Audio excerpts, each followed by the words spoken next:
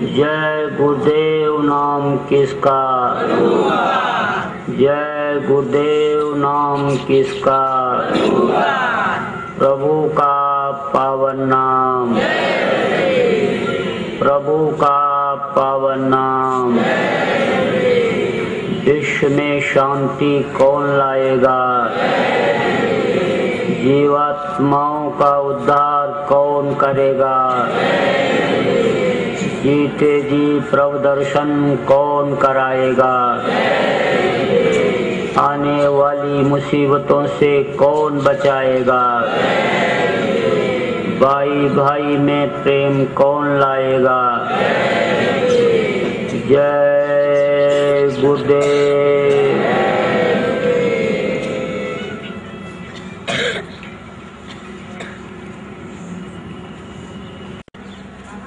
उसके एक लड़का था, जवानी में ही लड़का खत्म हो गया। बुढ़िया को लड़के से बड़ी आशाएं थी, लेकिन आशा पर पानी फिर गया। जब उसका शरीर छूटा तो बुढ़िया रोने चिल्लाने लगी और कहने लगी कि किसी भी कीमत पर कोई भी मेरे बच्चे को बचा ले। कई लोगों से गुहार लगाई तो लोगों ने कहा कि जब खत्म हो गया तो कैसे बचेगा। उसने कहा अगर लड़का नहीं बचा, जिंदा नहीं हुआ, तो मैं भी जान दे दूंगी, मर जाऊंगी।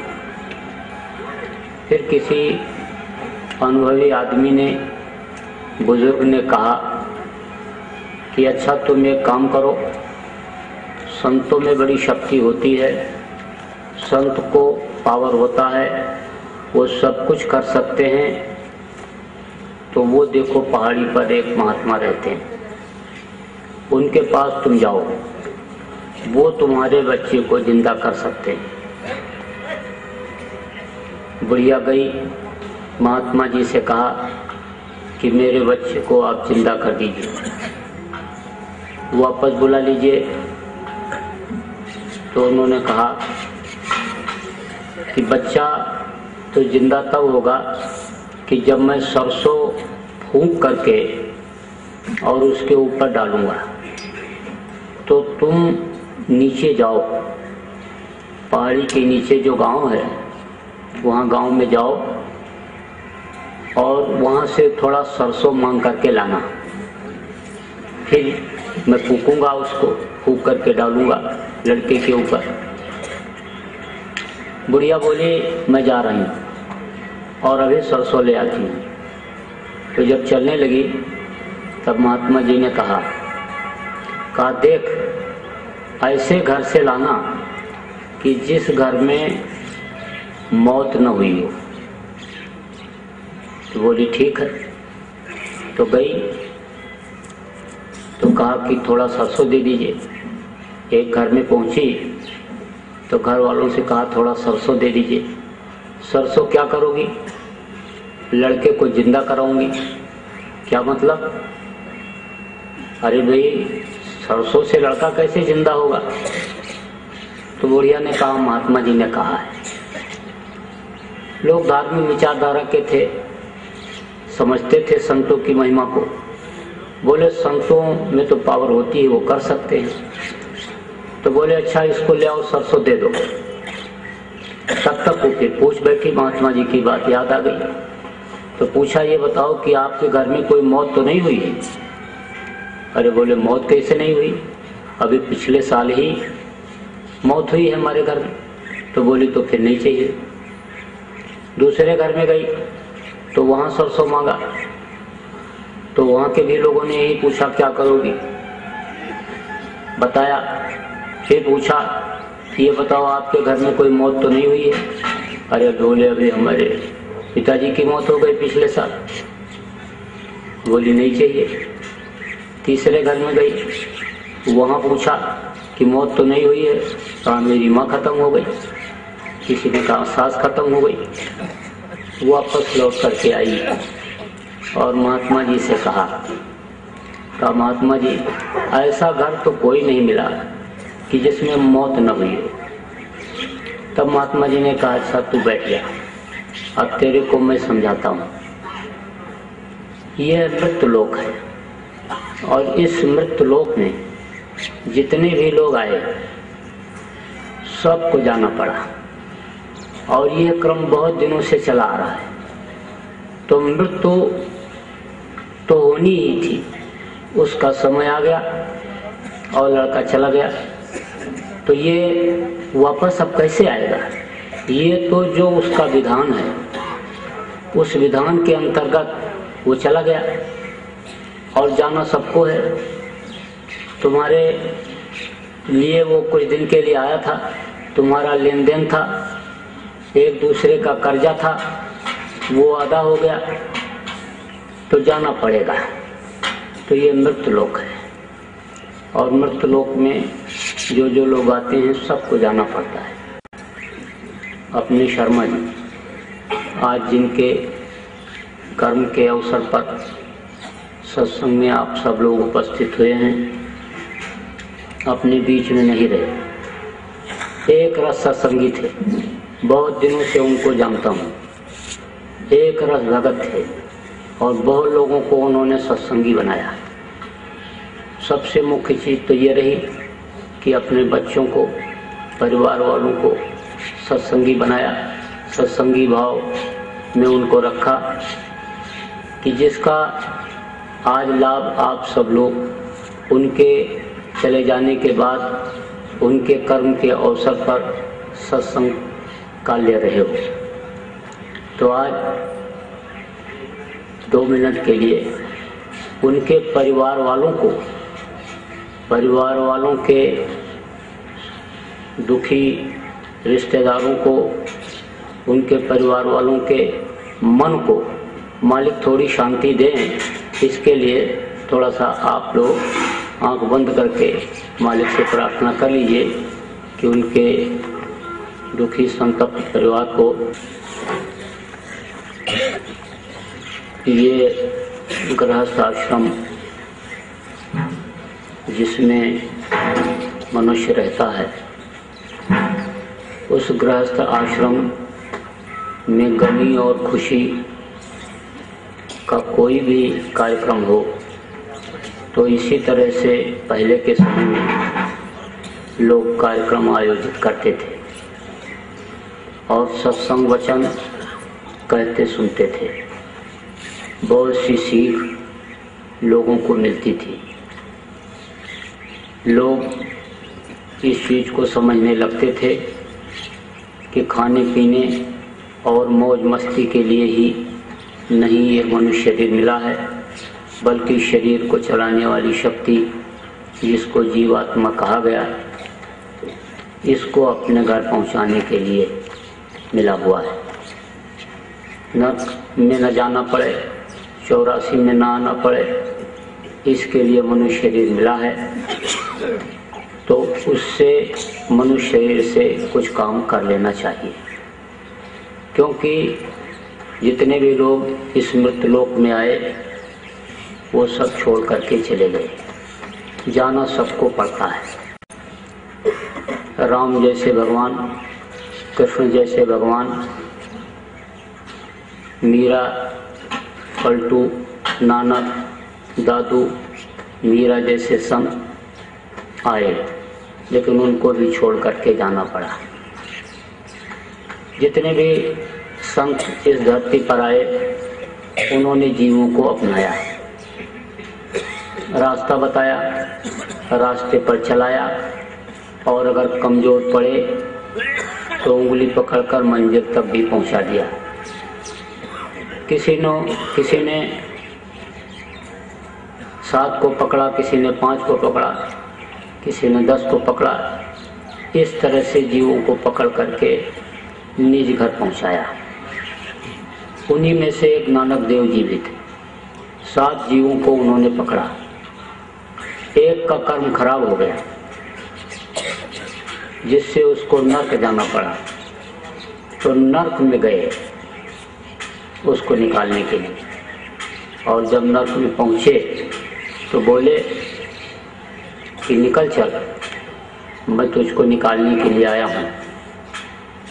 तो नर्क में जितने भी जीव थे सबके लिए उसने आवाज़ लगा दिया, कहा कि मैं गुरुजी का अंगूठा पकड़ने जा रहा हूँ और तुम लोग मेरे पैर का अंगूठा पकड़ो, एक दूसरे का पकड़ते जाओ और निकल चलो, मौका अच्छा है। अब इतना अच्छा मौका फिर नहीं मिलेगा, नर्क में तुमको निकालने के लिए कोई आने वाला नहीं है। तो नानक जी ने कहा, तुम ये क्या कर रहे हो? तो उसने कहा, ठीक कर रहा हूँ। आप जैसे समर्थ संत नर्क में मेरे ऊपर दया करके मुझे निकालने के लिए आए, और ये मेरे साथ अगर नहीं निकल पाए तो फिर इनको कौन निकालेगा?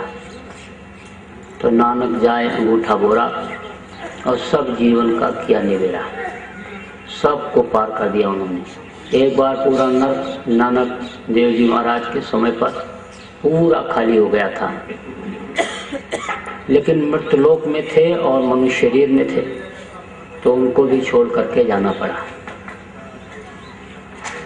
वो भी मृतलोक से बाहर गए, तो जितने भी लोग आए सबको छोड़ करके जाना पड़ा।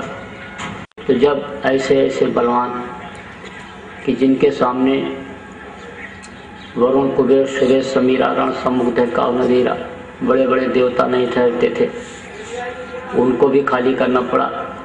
ऐसे रावण को 6 महीने कांख में दबाए रहे राजा बलि, वो भी चले गए। वेणु जैसे दानी चले गए, दधीच जैसे दानी मनुष्य शरीर में थे, जिन्होंने देवासुर संग्राम में अपने हड्डी का दान दे दिया था, उनको भी जाना पड़ा। तो हमको आपको भी जाना पड़ेगा। लेकिन अब ये विचार करने की जरूरत है कि जो जो लोग गए फिर वापस तो नहीं आए, कुछ समाचार हाल बताने के लिए नहीं आए, और विभिन्न तरीकों से गए, विभिन्न स्थानों पर उनकी आत्माएं गईं। जो जो गए बहुत नहीं आए, राजा रंग फकीर, और कोई जात चढ़ पाल की, कोई बंधे जंजीर, कोई जंजीर में बंध करके जाता है, कोई पालकी पर चढ़ करके जाता है। जीवात्मा भी आदमी की, इंसान की कई तरह से निकलती है। जो संत होते हैं वो तो अपनी इच्छा अनुसार निकाल लेते हैं अपनी जीवात्मा को। जो साध होते हैं, अच्छे किस्म के लोग होते हैं, उनकी सुषुम्ना फोड़ करके निकलती है, किसी की आंख से निकलती है, किसी की मुंह से निकलती है, किसी की कान से निकलती है, और जो पापी कुकर्मी जीव होते हैं उनकी गुदा पाखाने पेशाब के रास्ते से निकलती है। तो बहुत तकलीफ होती है, ऐसे रास्ते से निकलने में बहुत तकलीफ होती है। तो ऐसे रास्ते से निकलती नहीं है, निकाली जाती है। तो जो निकाली जाती है तो उसमें कुछ प्रेत योनि में भी चली जाती है। तो जब प्रेत योनि में जाती है जीवात्मा, जबरदस्ती निकाली गई, बगैर टाइम के निकल गई, समय पूरा नहीं हुआ, बीच में ही चली गई, तो वो प्रेत योनि में चली जाती है। तो उसके लिए, उसके शांति के लिए ये सब कर्म किए जाते हैं। जो हवन है, पिंडदान है, और तरह तरह की खुशबू की चीज़ें ये सब रखी जाती हैं, ये सब उसके लिए किया जाता है। जो संत के अपनाए हुए जीव होते हैं उनके लिए तो कुछ नहीं। संत के जीव को संत जिनको अपनाते हैं उनको पहुंचा देते हैं। फंस जाते हैं कहीं बीच में तो मनुष्य शरीर मिल जाता है, लेकिन तौर तरीका अपना अपना अलग अलग लोगों का रहा है, और लोग उसी तरह से यानी करते आ रहे हैं इस क्रिया को। सत्संगियों को ये चाहिए कि उसमें फंसा न जाए, जिससे कोई लाभ नहीं है उसमें फंसने की जरूरत नहीं है। ऐसे समय पर लोगों को मालिक की चर्चा सुना दिया जाए, मालिक को याद करा दिया जाए, और आदमी को ये बोध करा दिया जाए कि भाई जैसे इनका शरीर छूटा है, हमारा भी शरीर किसी दिन इसी तरह से छूटेगा। और मौत जब आदमी को याद रहती है, याद करता रहता है मौत को, तो बुराइयों से वो बचा रहता है। तिब्बत में जब बच्चा पैदा होता है तो उसके कफन को ला करके कमरे में लटका देते हैं, और जब अपने कमरे में जाता है तो अपने कफन को देखता है, और जब देखता है तो मौत याद आ जाती है। तो मौत जब याद आ जाती है, याद रहती है, तो बुराइयों से बचा रहता है। जब आदमी को तकलीफ होती है या देखता है कि मौत के समय पीड़ा होती है, छटपट कर रहा है आदमी, देखो कितनी तकलीफ में है, तो ये सोचता है कि भाई ऐसा कोई कर्म न बनने पावे कि जिससे तकलीफ हो। तो मुख्य रूप से आपको ये याद करने की ज़रूरत है कि हमने आपने जो वादा किया था माँ के पेट में, जब मुंह में मलमूत्र भरा हुआ था, मांस के लोथड़े भरे हुए थे, तो प्रार्थना किया था कि बाहर निकल करके हम दिन रात भजन करेंगे। उल्टा जीव रहा लटकाना, दादुर पक्षी के समाना। दादुर पक्षी की तरह से जब माँ के पेट में उल्टे टंगे हुए थे, तो उस समय पर यही कहा था कि अब प्रभु कृपा करो यही भांति, और सब तजी भजन करो दिन राति। सब कुछ तज करके दिन रात भजन करूँगा। लेकिन बाहर निकलने के बाद वादा भूल गया, और भूलता ही गया। बड़े हुए, पढ़ने लिखने लगे, शादी ब्याह हो गया, बाल बच्चे हो गए, खेती नौकरी दुकान दफ्तर के काम में लग गए, वादा भूलता चला गया। कभी कभी आदमी को होश आता है जब किसी मुर्दा को जलवाने के लिए, गड़वाने के लिए शमशान घाट पर जाता है, और जब तक मुर्दा जलाने की तैयारी होती है तब तक लोग बैठ करके बहुत अच्छी अच्छी बातें करते हैं। कहते हैं क्या गया बेचारे के साथ, सब कुछ यहीं छूट गया। नंगा रह करके, भूखा रह करके धन कमाया, मकान बनाया, बाल बच्चों को पढ़ाया लिखाया, रोजी रोजगार में लगाया, धन पुत्र परिवार मान प्रतिष्ठा वैभव सब कुछ होते हुए कोई भी चीज़ साथ नहीं गई। हंसा अकेले उड़ गया। तो बगल में जो आदमी बैठा रहता है कहता है भाई साहब यही हाल एक दिन सबका होगा। यह ऐसा स्थान है शमशान घाट कि यहाँ एक दिन सबको आना पड़ेगा, यहाँ आने से कोई बच नहीं सकता है। तो बगल में नौजवान बैठा रहता है, सुनता रहता है, कहता है बात तो ये सब लोग सही कह रहे हैं, लेकिन अभी तो हमारी गृहस्थी कच्ची है, बच्चे छोटे छोटे हैं, घर मकान बना नहीं है। घर मकान बना दूं, बच्चों को पढ़ा लिखा दूं, रोजी रोजगार में लगा दूं, गृहस्थी मेरी सेट हो जाए, फिर तो बुढ़ापे में भजन पूजन तपस्या मुझे करनी ही है। पहले भी लोग जाते थे तपस्या करने के लिए बुढ़ापे में, तो मैं भी चला जाऊंगा। क्या है, अयोध्या में ही कुटिया बना लूंगा, हरिद्वार रहने लगूंगा, बद्री का आश्रम चला जाऊंगा। क्या है, बुढ़ापे में तो यही सब करना है। बस आया और गृहस्थी को सुलझाने लगा, और ये गृहस्थी उलझती चली गई। आज तक किसी की गृहस्थी सुलझी, किसी की नहीं सुलझी, और जितने सुलझाया उतने उलझती गई, और ऐसा फंसा कि निकल नहीं पा रहा है गृहस्थी से। बंदर को जानते हो कैसे पकड़ते हैं? बंदर को पकड़ने के लिए शिकारी जाता है तो एक पतले मुंह की हड़िया ले जाता है, गगरी जिसको कहते हो, और जहाँ पर बंदर रहता है वहीं रख देता है, और बंदर के सामने ही उसमें चना डालता है। बंदर देखता रहता है कि गगरी में चना डाल रहा है, डाल करके चला जाता है।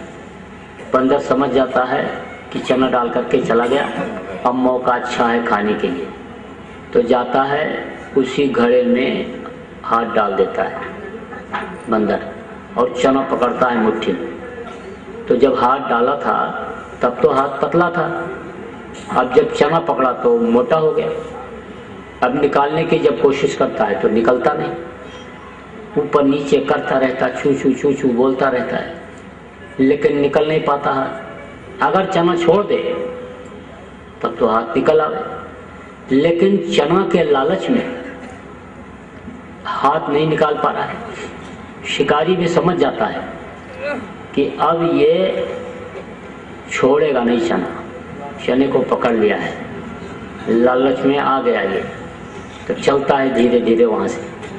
बंदर भी देखता रहता है कि आ रहा है, शिकारी आ रहा है, चल पड़ा है, पकड़ेगा हमको लगता है, लेकिन चने के लालच में हाथ मुट्ठी खोल नहीं रहा है, हाथ निकाल नहीं रहा है, और आकर के ला करके डाल देता है ऊपर से जाल, पकड़ लेता है बंदर को, ले जाता गांव गांव नचाता है, गांव गांव नचाता है।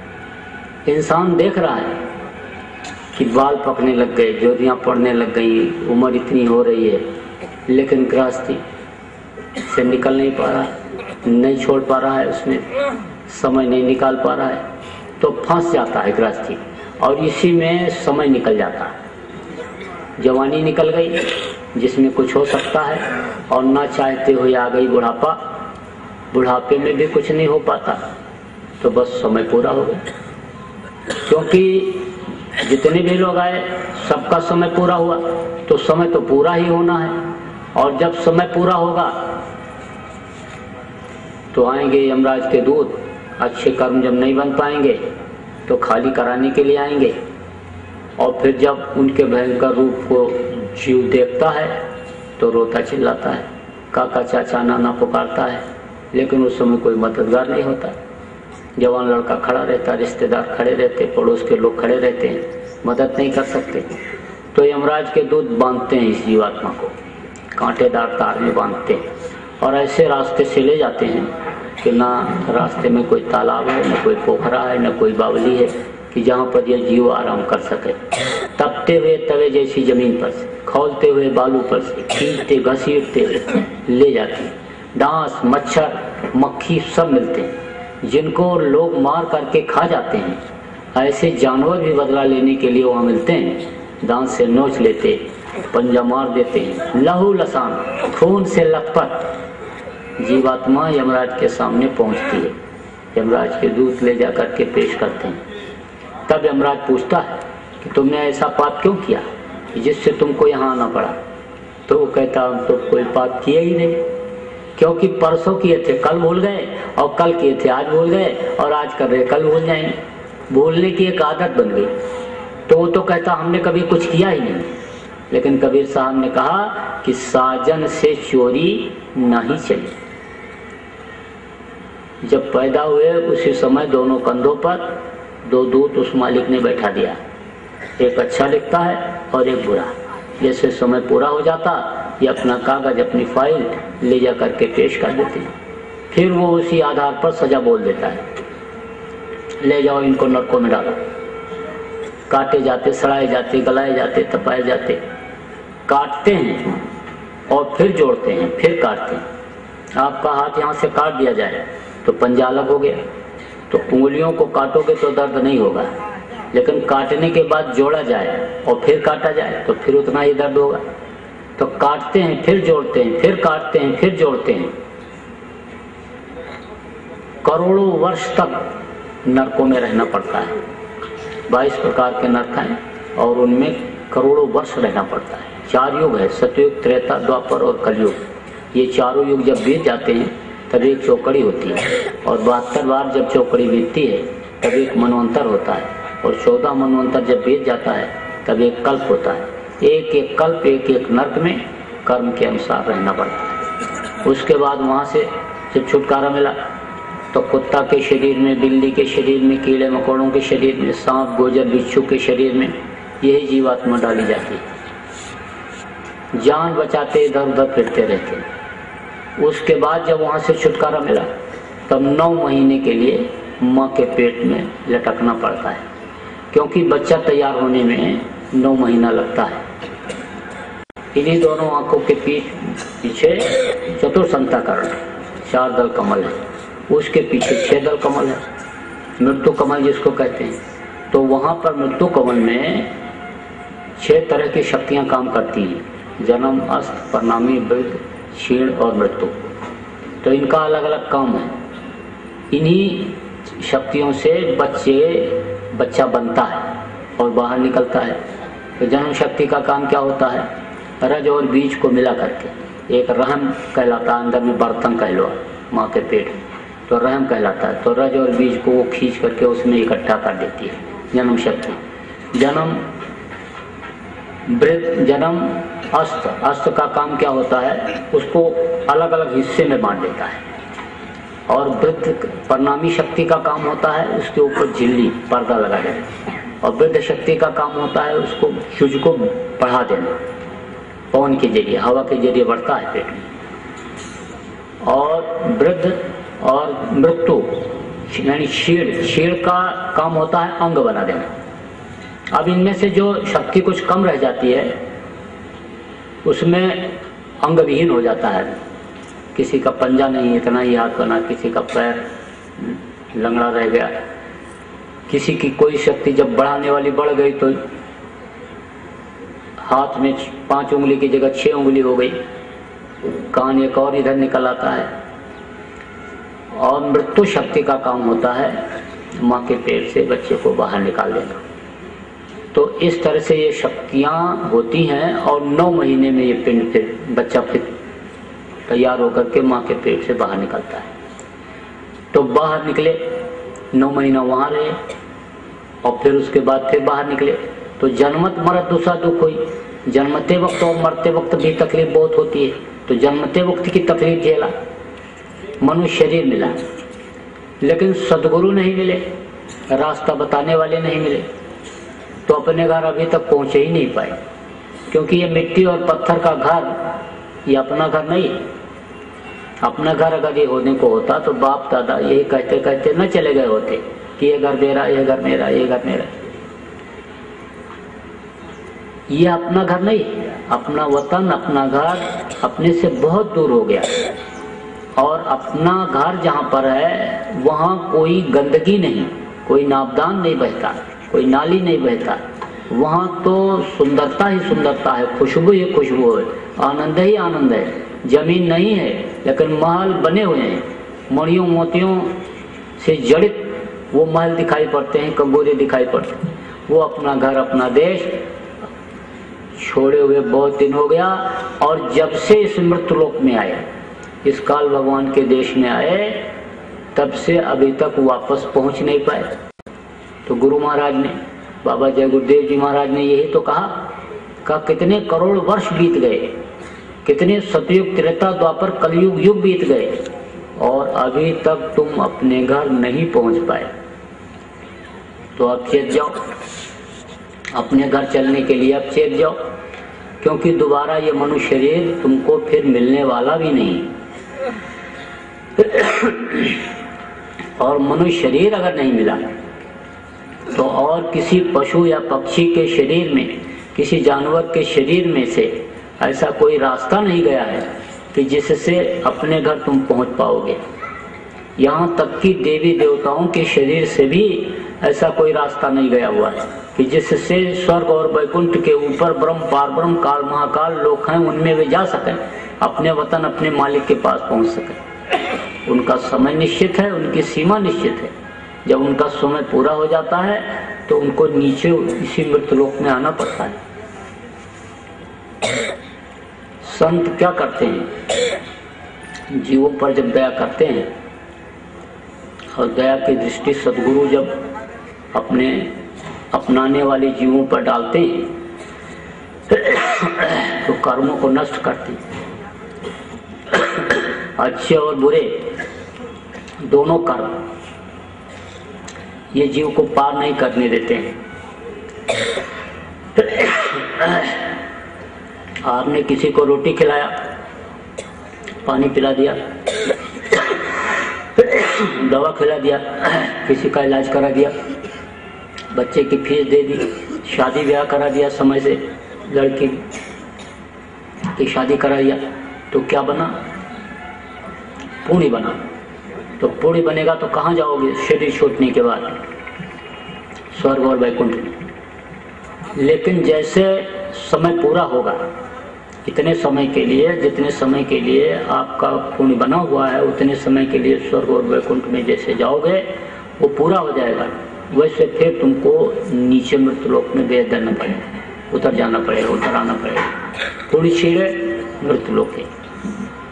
हाँ, ये जरूर है कि वहाँ के जो जीव होते हैं अच्छे अच्छे घरों में जन्म लेते हैं, राजा महाराजा के यहाँ, बड़े बड़े सेठ साहूकारों के यहाँ सम्मानित स्थान पर बैठाए जाते हैं, पंडित मुल्ला पुजारी मठ के मठाधीश बनाए जाते हैं, आश्रम के महंत बनाए जाते हैं।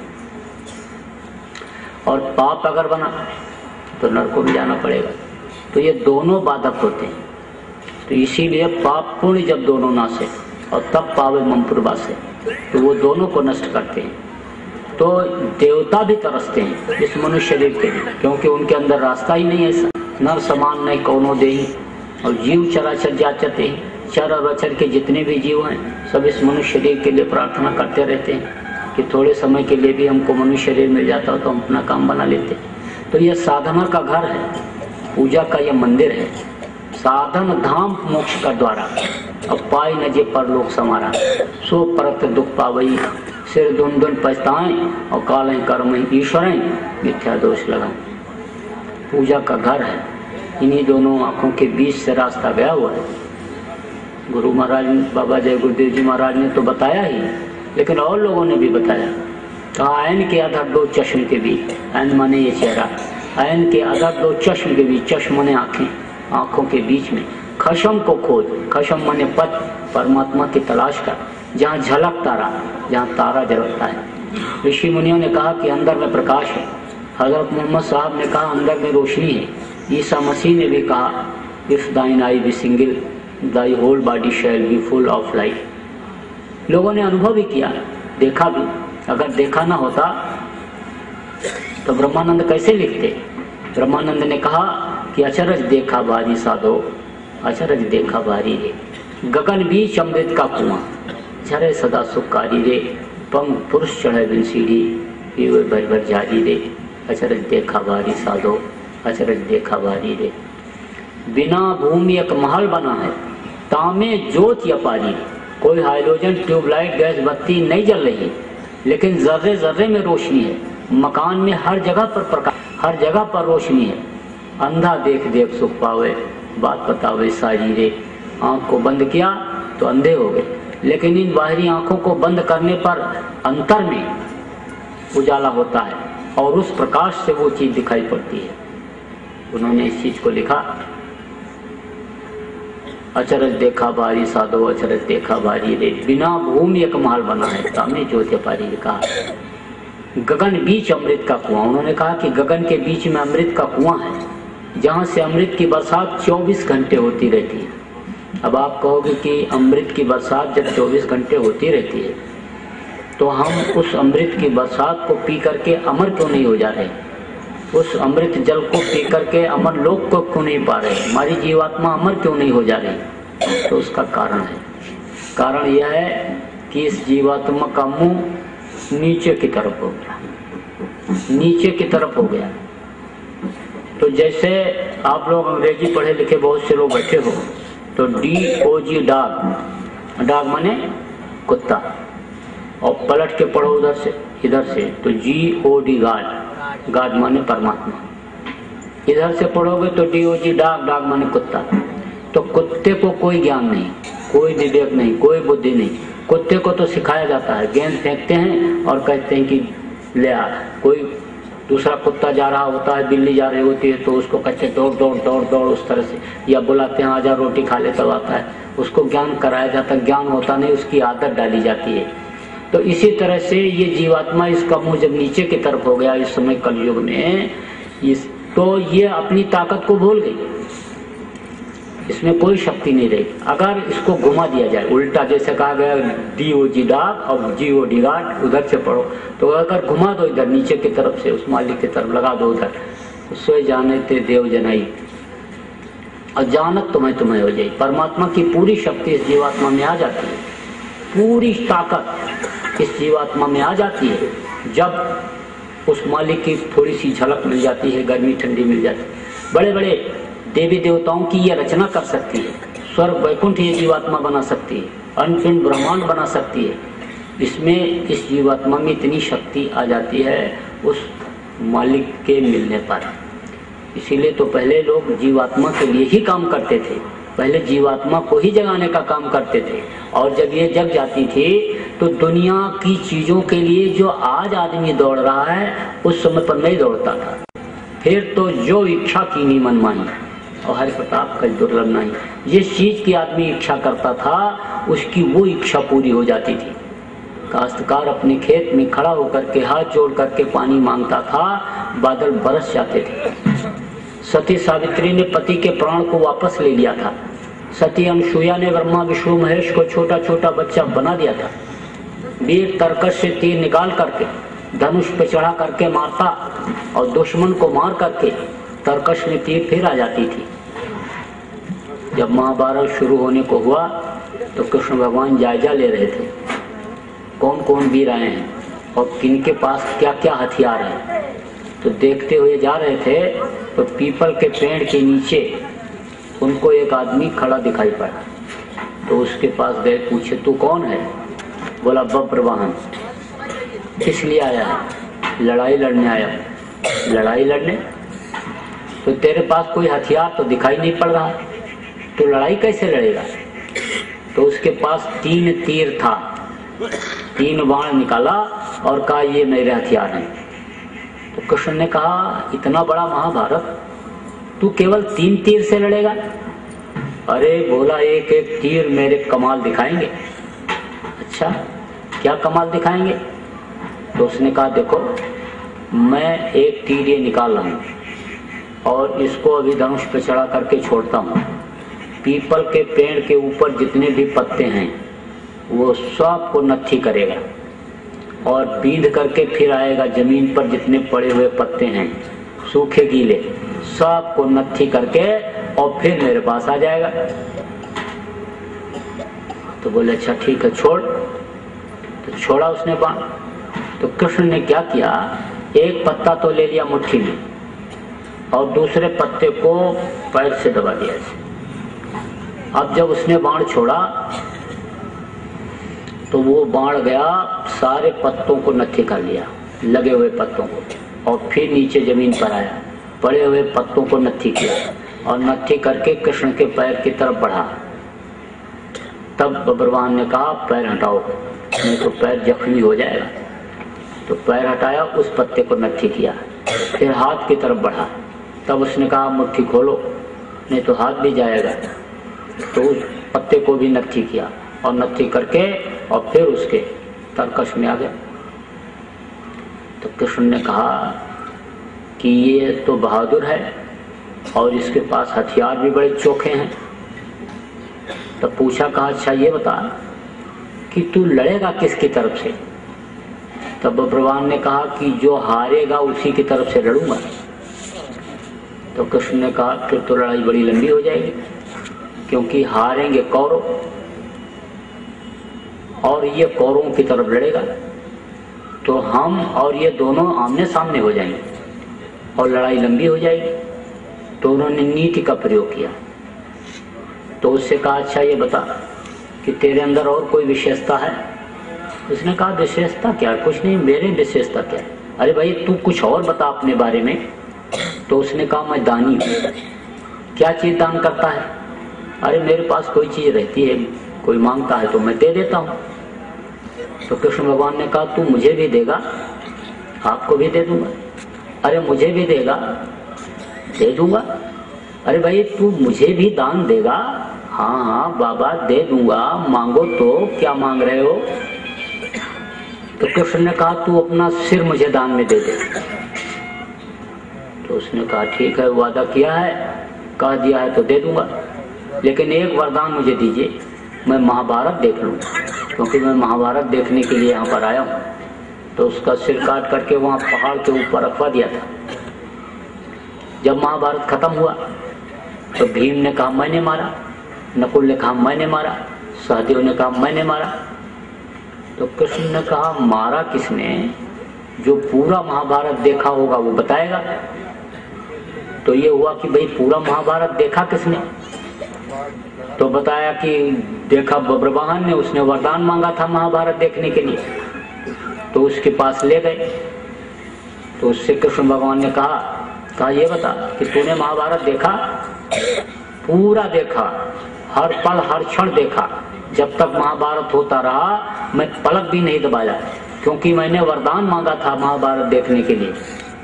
तो कृष्ण भगवान ने कहा क्या देखा तुमने? तो कहा मैंने देखा कि चक्र सुदर्शन चल रहा है, तो बड़े बड़े योद्धाओं का सिर काटता हुआ चला जा रहा है। तो कहा, कृष्ण भगवान ने कहा ये योद्धा जो कह रहे मैंने मारा मैंने मारा मैंने मारा, ये बोले ये सब मुंह फैलाए हिजड़े की तरह खड़े हुए थे, किसी का हाथ पैर भी नहीं हिल रहा था, केवल चक्र सुदर्शन चल रहा था। तो कृष्ण भगवान ने कहा, उसने कहा मेरे प्राण निकल जाएंगे। तो कृष्ण ने कहा तेरे प्राण निकल जाएंगे, लेकिन तूने परिवर्तन के समय में कुर्बानी दी, योगदान दिया है, मेरा साथ दिया है, तो तेरी पूजा मेरे नाम से कलयुग में होगी। तो खाटू श्याम यहाँ है इधर आपके राजस्थान सीकर में, बहुत खाटू श्याम के भगत हैं, बहुत पुजारी हैं वहाँ के भगत, तो खाटू श्याम के नाम से वही है भगवान। तो कहने का मतलब यह है कि इतनी शक्ति अर्जित कर लेते थे लोग जीवात्मा को जगा करके कि जो चाहते थे वो हो जाता था। तो जीवात्मा ये अपनी ताकत को भूल गई, अपनी शक्ति को भूल गई, इसलिए अब ये जो है इधर उधर भटक रही है, नरक 84 में चक्कर काट रही है, अपने वतन अपने घर पहुंच नहीं पा रही, इस मृतलोक में दुख के संसार में ये गोते खा रही है, दुख के समुद्र में गोते खा रही है। तो आगे फिर क्या लिखा उन्होंने ब्रह्मानंद ने कि बिना बजाए निष्दिन बाजे, घंटा शंख नगारी रे, और बहिरा सुन सुन मस्त होत है, तन की सुध विसारी रे, अचरज देखा भारी साधो, अचरज देखा भारी। कोई बजा नहीं रहा है, लेकिन अनाथ वेदवाणी 24 घंटे हो रही, हमेशा मस्ताना बाजा बज रहा है। ये मंदिर आपके सामने गुरु महाराज ने बनवाया, दादा गुरु जी महाराज की स्मृति में। इसमें आप देखिए जब लोग बैठते हैं कई कई घंटे बैठे रह जाते हैं, और 1 किलो मांस काट लो शरीर से, वो बोलने वाले ने मस्ती आ जाती है, आनंद आ जाता है। तो उन्होंने कहा कि जहाँ झलक तारा उसी बीच खुद खुदा का तख्त है, उसी के बीच में वो परमात्मा बैठा हुआ है। और शिष्ट से देख जहाँ बहिष्ठ पसारा, तीसरी आंख से देखो जहाँ पर बैकुंठ है। परम पूज्य बाबा जय गुरुदेव जी महाराज भी कह रहे, जो गोस्वामी जी महाराज ने कहा कि उगर ही विमल बिलोचन ही के, और मिटे ही दोष दुख भव रजनी के, और सूझे रामचरित मणिमाणिक गुप्त प्रकट जो जय का। अंतर में मानस में जो राम का चरित हो रहा है वो तब दिखाई पड़ेगा जब दिव्य दृष्टि खुलेगी, आत्मचक्षु नेत्र खुलेगा, तब दिखाई पड़ेगा। तो वही बाबा जी भी कह रहे कि इस समय पर तीसरी आंख खोल करके भगवान का मिलना बहुत आसान है। इस समय कलयुग में आटा दाल का मिलना कठिन, लेकिन मालिक का मिलना बहुत आसान। और जब मालिक मिल गया तो उसी की बनाई हुई ये सारी खिलकत है, फिर पापी पेट के लिए इंसान को गुनाह करने की, गलती करने की जरूरत पड़ेगी नहीं। तो आप लोगों में से जीवात्मा के कल्याण का, अपने घर पहुंचाने का रास्ता जिनको नहीं मिला, आप लोग ले लीजिए। बाबा जी दे रहे, बांट रहे हैं, इस समय दान में दे रहे हैं। कोई ये जरूरी नहीं है कि आगे चल करके फिर वो इसी तरह से उदारता बरतें और दें। कुछ दिन के लिए बीच में तबीयत खराब हो गई तो बंद कर दिया, तो लोग रोते हुए तड़पते हुए चले गए वापस। कितनी तड़प लोगों में देखी गई। तो कोई जरूरी नहीं है कि फिर आगे वो जो इस समय पर अनमोल चीज दे रहे हैं वो आपको मिल ही जाए। राजपाट धन दौलत देने से जो चीज नहीं मिलने वाली उसको बाबा जी दान में दे रहे हैं, लुटा रहे हैं, आप ले लो। पलटू साहब ने कहा कि डोबिया वो मर जाएगा, चादर लीजिए धोए, चादर लीजिए धोए भाई वो बहुत पुरानी, और चल सतगुरु के घाट बहे जाए निर्मल पानी। तो चादर कौन सी है? ये अंदर का, ये जो चतुष्अंतःकरण में जो कर्म जमा होते हैं उसको धोने की बात उन्होंने कहा। जाति के धोबी की बात नहीं आई है। बाबा जी भी पहले कहा करते थे कि मैं जाति का धोबी नहीं हूँ, लेकिन मन चित्त बुद्धि अंतःकरण का सफाई करने वाला धोबी हूँ। तो आप अपनी अंतरात्मा की धुलाई करा लो, और जब बर्तन साफ हो जाएगा, दिल का हुजरा साफ हो जाएगा, तो मालिक आकर के बैठ जाएगा। और जब तक गंदगी रहेगी, सिंहासन गंदा रहेगा, तब तक वो कहाँ से बैठेगा। वो कैसे दिखाई पड़ेगा? जब तीसरी आंख के सामने पर्दा लगा रहेगा तो कैसे यानी वो दिखाई पड़ेगा? हम आप आमने सामने बैठे हैं, बीच में पर्दा लगा दिया गया, बहुत दूर हो गए, और पर्दा हट गया तो आमने सामने। इसी तरह से वो मालिक इसी मनुष्य मंदिर में मिलता है। तभी तो उसने कहा, तभी तो कबीर साहब ने कहा कि जो तिलमा ही तेल है, जो चकमक में आग, और तेरा साईं तुझ में जान सके सो जान। फकीर ने भी कहा कि अल्लाह अल्लाह का मजा मुर्शिद के मैखाने में है, और दोनों आलम की हकीकत एक पैमाने में है। ना खुदा मंदिर में देखा, ना खुदा मस्जिद में है, और शेख जी रिंदों से पूछो दिल के आशियाने में, इसी में वो मिलता है। लेकिन फिर आगे उसने कहा कि एक दिल लाखों तमन्ना, दिल तो एक है लेकिन इच्छाएं अनंत हैं। 10 बीघा जमीन है तो 100 बीघा हो जाए, 200 बीघा हो जाए, 500 बीघा हो जाए, एक दुकान है 4 दुकान हो जाए, एक मकान है 8 मकान हो जाए, जिसके पास लाख है कहता करोड़ हो जाए, करोड़ों वाला कहता अरब खरब हो जाए, अरब खरब जिसके पास है कहता कुबेर भगवान का खजाना हम ही को मिल जाए। तो एक दिल लाखों तमन्ना, उस पे फिर इतनी हविश, फिर ठिकाना है कहाँ उसको बिठाने के लिए। तब फिर उसने कहा कि दिल का हुजरा साफ कर, जाना के आने के लिए, जाना माने वो मालिक परमात्मा, और ख्याल गैरों का हटा, थोड़ी देर के लिए दुनिया की तरफ से ध्यान को हटाओ, ख्याल औरों से हटाओ, उसको बिठाने के लिए, क्योंकि एक म्यान में 2 तलवार नहीं रह सकती। दीन भी ले लो और दुनिया भी ले लो, तो दोनों काम एक साथ कैसे होगा? लेकिन दीन को अगर पालो, मालिक को पालो, तो दुनिया तो अपने आप मिलेगी। तो आप जिनको रास्ता नहीं मिला, आप रास्ता ले लो। अभी पूनम आ रही, और अगर यहाँ आश्रम पर बाबा जी रहे मथुरा में, तो पूनम को नामदान देते हैं, आपको मिल जाएगा। नहीं, जहाँ जैसे मौका मिले, चूकने की जरूरत नहीं है, क्योंकि ये जो दिन और रात आते हैं ये क्या हैं? चूहे हैं। ये उम्र को काट करके खत्म कर दे रहे हैं। माँ कहती मेरा बेटा 10 साल का हो, आज उसका जन्मदिन है, पूरी मिठाई बनाओ, खाओ, खिलाओ। बाप कहता है नाचो गाओ, भाई कहते नाचो गाओ, जश्न मनाओ, खुशी मनाओ, जन्मदिन है। लेकिन ये नहीं मालूम कि 10 साल उम्र कट गई, खत्म हो गई। तो ये जो दिन और रात है, ये चूहे उम्र को काट के खत्म कर देते, और जैसे सांसों की पूंजी खत्म हुई है, धड़ाम से गिर जाएगा। फिर तो इसको इसकी कोई कीमत नहीं रही। और जानवरों की, पशु पक्षियों के यानी मृतक शरीर की कीमत रहती है, लेकिन आदमी के, मनुष्य के शाम कोई काम नहीं आया तो ये किसी काम का नहीं रह जाता। 2 घंटे भी घर में नहीं रहने देते, कहते जल्दी करो, निकालो, नहीं तो मिट्टी खराब हो जाएगी। और अब समय वो निकल गया कि बाप के सामने लड़का मर जाता था तो राजा से हिसाब हो जाता था कि बाप बैठा है, लड़का खत्म क्यों हो गया। अब तो इस वक्त पर आदमी घर से निकले, कोई गारंटी नहीं है कि 2 घंटे के बाद अपने घर में ठीक ठाक वापस आ जाएगा। अकाल मृत्यु जग माही व्यापक प्रजा बहुत मरे।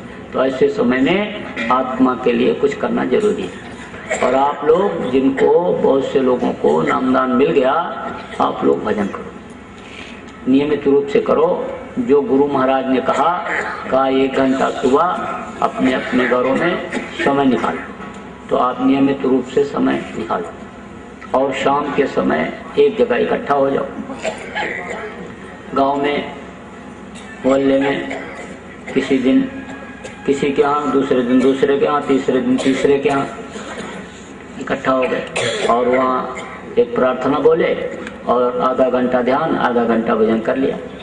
आश्रम पर आप जो लोग रहते हो, यहाँ सुबह शाम प्रार्थना ध्यान भजन का कार्यक्रम वो चलता है, आप उसमें जरूर शरीक हुआ करो, बैठा करो, घाट पर जरूर बैठो। बैठोगे तो पार करने वाले को भी दया आ जाएगी, पार कर देगा। और बैठोगे ही नहीं, आलसी कर जाओगे, तो कैसे बात बनेगी। तो खेल खेल में भी बात बन जाती है। जैसे सिनेमा की रील चलती है, ऐसे कर्मों की रील चलती है। तो कभी तो बहुत अच्छे भाव रहते हैं कि अरे भजन कर लिया जाए, क्या है जीवन में, पता नहीं कब आँख बंद हो जाए। अब उसके बाद में अब ये जो सतोगुणी रील चल रही है, अब उसके बाद रजोगुणी रील आई। रजोगुणी रील आ गई तो बस थोड़ा रजाई और सरकाए, बोले सुबह उठ जाएंगे 4 बजे, तो जरूर करेंगे, उठ जाएंगे। अब बस लेट गए, थोड़ी देर लेटे रहे, तब तक तमोगुणी रील आ गई। बस याद आ गया किसी ने गाली दिया था 10 साल पहले, अब उसके ऊपर गुस्सा करने लगे। अब कहे अब मिल जाता तो मार देता, अब प्लानिंग करने लग गए कि मारेंगे, अब उसको बदला लेंगे। तब तक फिर सतोगुणी रील आ गई, अरे मारेंगे तो मारेगा वो भी, और मार दिया कहीं मर गया तो मानव हत्या का पाप लगेगा, ये हो। तो इसी तरह से रील ये चलती रही। इसी तरह से सतोगुणी भाव रहा, और उसमें मन थोड़ी देर के लिए अगर रुक गया तो उतने में ही काम हो जाता है। इसलिए बैठना जरूर चाहिए, अभ्यास जरूर करना चाहिए, और मन चंचल ये न हो उसके लिए थोड़ा सा खान पान में परहेज रखना चाहिए। इधर उधर खाने पीने से कर्म आ जाता है। और शाकाहारी की जो शिक्षा गुरु महाराज दे रहे हैं, उस शिक्षा को तो आप लोग गांठ में बांध लो। शाकाहारी रहना ही है जीवन में, और अगर कहीं मांसाहार का सेवन किया तो जान करके जो गलती करता है उसको बहुत सख्त सजा मिलती है। अब आप इस बात को समझो कि उत्तम कुल पुलस्त का नाती, और शिवगरिज कोई उत्तम कुल पुलस्त ऋषि का नाती था। सोने की लंका थी, 4 वेद 6 शास्त्र और 18 पुराण का जानकार था। बड़े बड़े देवता उसके सामने नहीं ठहरते थे, वरुण कुबेर सूर्य समीरा, रण समुद्र काव नदीरा। लेकिन उसको राक्षस कहा गया। किसको? रावण। क्यों राक्षस कहा गया और क्यों उसका सर्वनाश हुआ? मांस खाता था, शराब पीता था, और दूसरे की माँ बहन बहू को गलत नजर देखता था, इसीलिए उसका सर्वनाश हो गया। 1 लाख पूत 1.25 लाख नाती, और तो रावण कर दिया नवत, एक भी नहीं बचा, 7 चले गए। तो अब आप इस बात को समझो कि जब वो नहीं बचा तो उसका कर्म करने वालों का क्या हाल होगा। तो उस बुराई से तो हमेशा दूर रहना। ऐसे नशे का सेवन मत करना कि जिससे माँ बहन बहू बेटी की पहचान आंखों से खत्म हो जाती है। इस बात को आप लोग गांठ में बांधो। और शराब में तो 1000 बुराई, 1000 बुराई। एक बार, अरे जल्दी तो नहीं है, अरे भूख तो नहीं लगी, तो फिर खा के आए हो गए, थोड़ा ठीक है, तो टाइम है, थोड़ा सुना देते हैं जब सब लोग कह रहे हैं। तो एक बार अकबर ने बीरबल से कहा कि ये बताओ कि दुनिया में सबसे बुरी चीज क्या है। तो बीरबल ने कहा कि आप हमको थोड़ा मौका दीजिए तो हम आपको बताएंगे। बोले ठीक है। तो अकबर के महल के पीछे एक बगीचा था। बगीचे में उन्होंने एक मंदिर बनवाया जिसमें 4 दरवाजे लगवाए। 1 नंबर दरवाजे पर एक सिपाही को तलवार लेकर के खड़ा कर दिया और एक छोटे से बच्चे को बैठा दिया। 2 नंबर दरवाजे पर एक खूबसूरत औरत को ला करके बैठा दिया। 3 नंबर दरवाजे पर कुछ मांस के टुकड़ों को तलवा करके फ्राई करा करके रखवा दिया और सिपाही खड़ा कर दिया। 4 नंबर दरवाजे पर शराब की बोतल रखवा दी और सिपाही खड़ा कर दिया। जब इतनी कार्रवाई पूरी हो गई तो शहर के प्रतिष्ठित साधु को उनके चेला के साथ बीरबल ने बुलवाया। तो साधु बाबा को तो बैठा दिया मंदिर में और चेले से कहा जब गुरुजी बुलाएंगे तब तुम अंदर आना। तो चेला हो गया बाहर। थोड़ी देर के बाद साधु बाबा ने अपने चेले को बुलाया, बेटा आ जा, जरूरत है तेरी। तो चेला जब मंदिर में 1 नंबर दरवाजे से अंदर जाने लगा तो सिपाही ने रोका और कहा इस लड़के का कत्ल कर दो और फिर तुम अंदर चले जाओ। तो उसने कहा मानव हत्या इतना बड़ा पाप तो कोई पाप नहीं होता है। मंदिर में लोग मूर्ति नहीं रहती है तो भी मंदिर को नहीं गिराते हैं, और जिस मानो मंदिर में वो मालिक खुद विराजमान है उसको मैं कैसे गिरा दूं? ये मेरे से नहीं होगा। सिपाही ने कहा तो फिर और दरवाजे से जाओ। जब 2 नंबर दरवाजे पर पहुंचा तो औरत ने कहा तुम अपनी मुझे पत्नी बना लो और फिर उसके बाद अंदर जाओ। तो उसने कहा मैं तो विरक्त हूं और तुम तो मेरी माँ और बहन की तरह से हो। जननी सम जान है पर नारी और धन पराए विश्ते विश्वाली।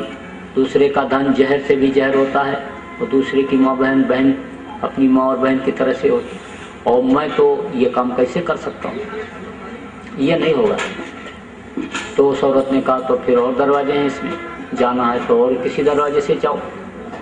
3 नंबर दरवाजे पर जब पहुंचा तो सिपाही ने कहा ये मांस के टुकड़े हैं, इनको तुम खा लो और फिर अंदर चले जाओ। तो उसने कहा ये भी खाने वाली चीज नहीं है, मनुष्य का भोजन ही मांस नहीं है। जड़ वस्तु का भोजन मनुष्य ग्रहण करता है, जड़ जो है वो मनुष्य का भोजन है, और चेतन को खाने का चेतन अधिकारी नहीं है। कुछ चेतन ऐसे हैं जैसे कुत्ता, बिल्ली, शेर, ये खाते हैं मांस, लेकिन उनका मैदा अलग होता है, चाट के पानी पीते हैं। और जो सूंघ के यानी खींच करके पानी पीता है वो मांस खाने का अधिकारी नहीं है। जैसे जानवरों में भी गाय, घोड़ा, बैल, भैंसा ये सब खींच के पानी पीते हैं। तो ये इनके आगे मांस आप डाल दो तो ये सूंघ करके छोड़ देते। एक खींच के पानी पीने वाला आदमी ही ऐसा है कि जो कुछ नहीं सूंघता, सब खाता दबाता चला जाता है, बाकी जानवर भी सूंघ करके छोड़ देते। तो मनुष्य का भोजन जड़ वस्तु है, धान, गेहूं, चना, ज्वार, बाजरा, मक्का, ये मनुष्य का भोजन है। मांस खाने वाले का हमेशा दिमाग गर्म रहता है, खून में इतनी गर्मी रहती है कि कुछ भी कभी भी कर सकता है। क्रोधी स्वभाव ही उसका हो जाता है, कामी स्वभाव ही उसका हो जाता है, अहंकारी स्वभाव ही उसका हो जाता है। एक कमरे में आप गाय बंद कर दो, बैल बंद कर दो, और दूसरे कमरे में 4 कुत्ता बंद कर दो।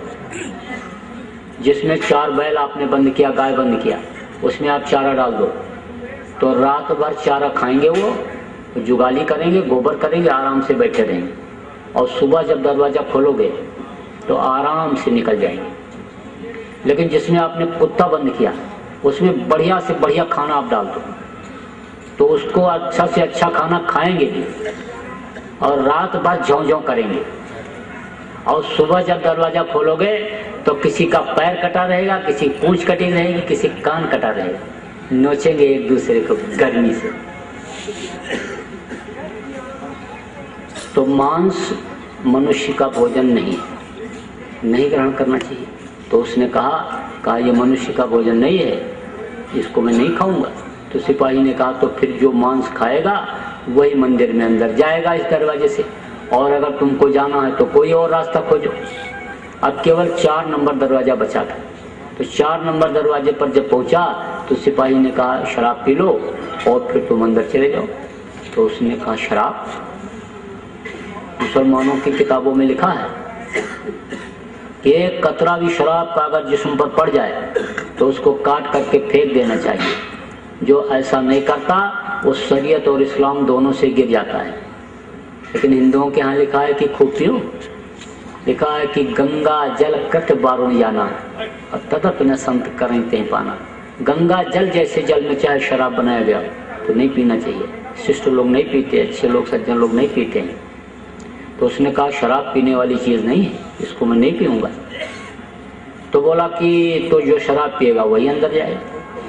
तब तक गुरुजी की आवाज अंदर से आ गई, अरे बेटा तू कहाँ रह गया, तेरी मुझे जरूरत है। उसने कहा गुरुजी को मेरी जरूरत है? मुझ ना चीज की जरूरत गुरु महाराज को, और मैं उनके जरूरत के मुताबिक समय से न पहुंच पाऊं, लेकिन मैं करूं क्या करूं? बोला गुरुजी मैं तो फंस गया, क्या करूं? गुरुजी ने कहा जैसा तेरा विवेक काम करे, बुद्धि काम करे, तू कर ले बेटा, तेरी मुझे जरूरत है। अब उसने सोचा पानी ही तो है, लाओ पी ले। शराब तो पानी है, क्या है, पी ले। पी लिया। अब पी लिया तो नशे में आ गया। अब जब नशे में आया तो गया मांस खाया। मांस खाने के बाद औरत से भोग की, और जब उठा तो कहता अरे मेरे से तो बड़ी गलती हो गई, अरे मैं तो कहीं का ही नहीं रहा, अगर किसी ने देख लिया तो फिर तो मुझे फांसी राजा से दिलवाएगा और गुरुजी भी आश्रम से निकाल ही देंगे, मैं तो कहीं का नहीं रहा। अब इधर उधर देखा तो कहीं कोई नहीं दिखाई पड़ा, क्योंकि जितने सिपाही और दरवाजे पर लोग थे सबको अंदर बीरबल ने बुला लिया था।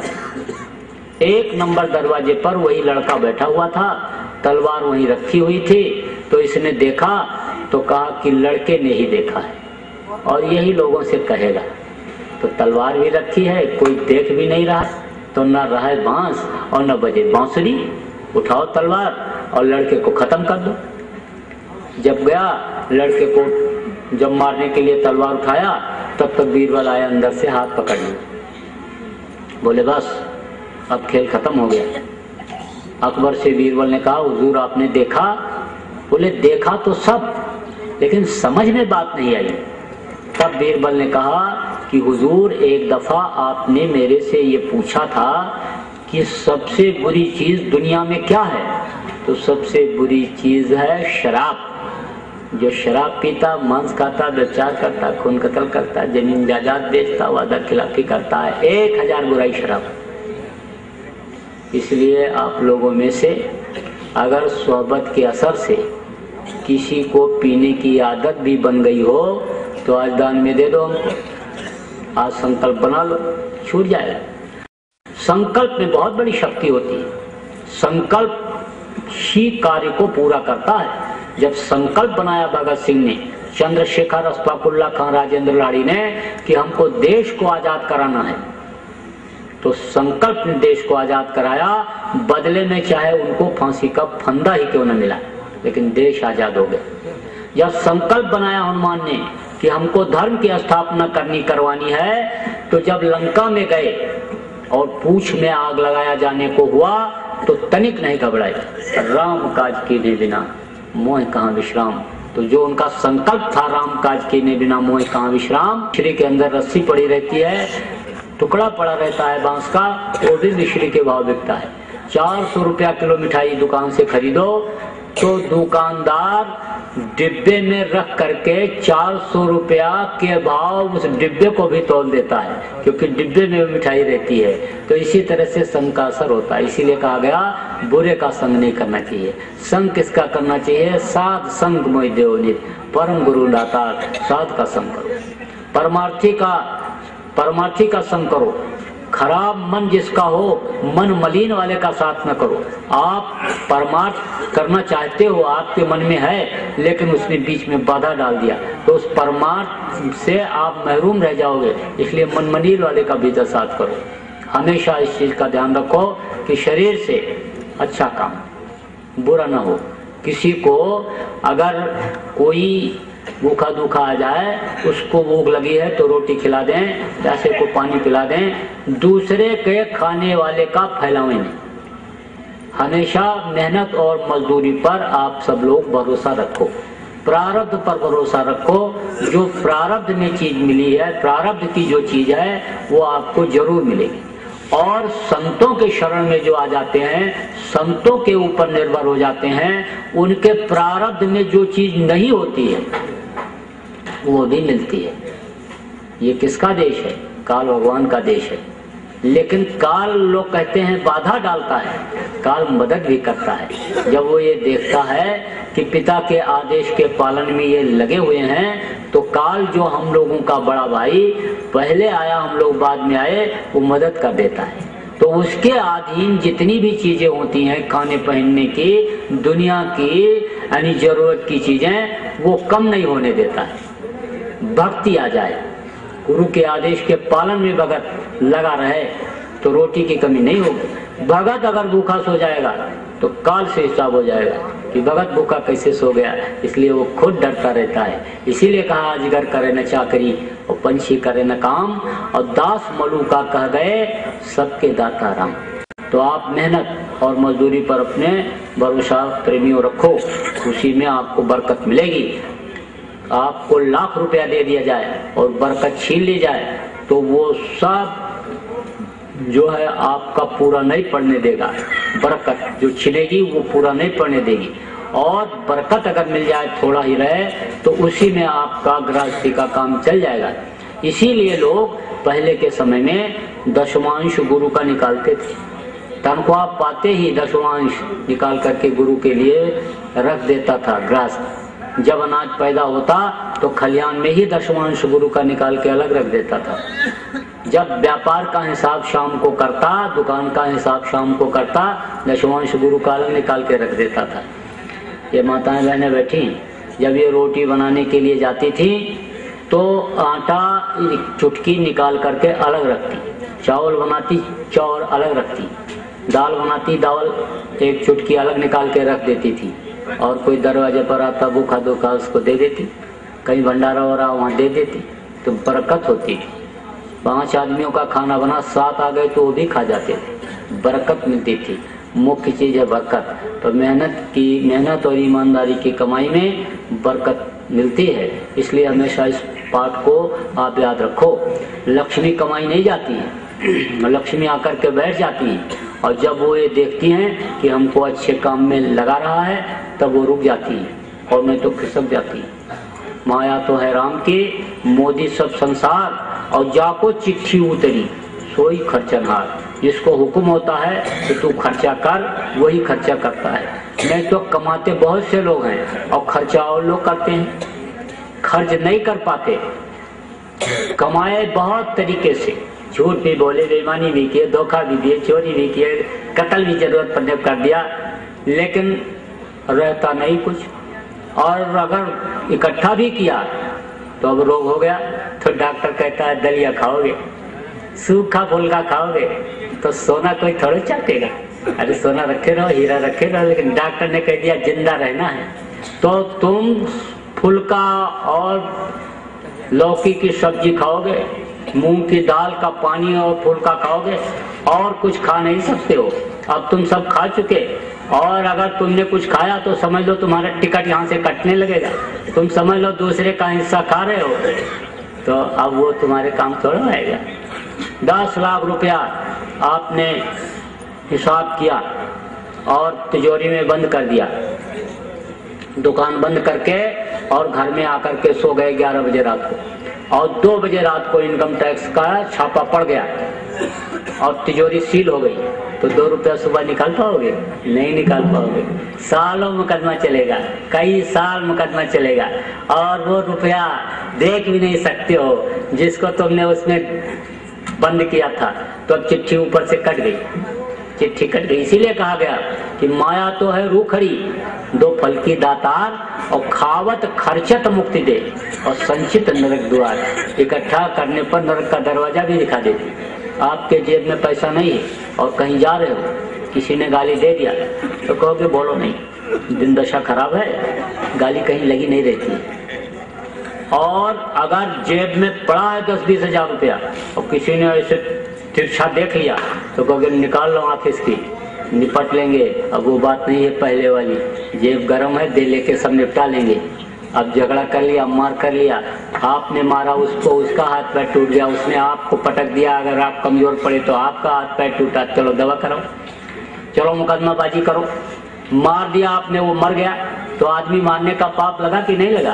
अब नरक का दरवाजा खुला कि नहीं खुला?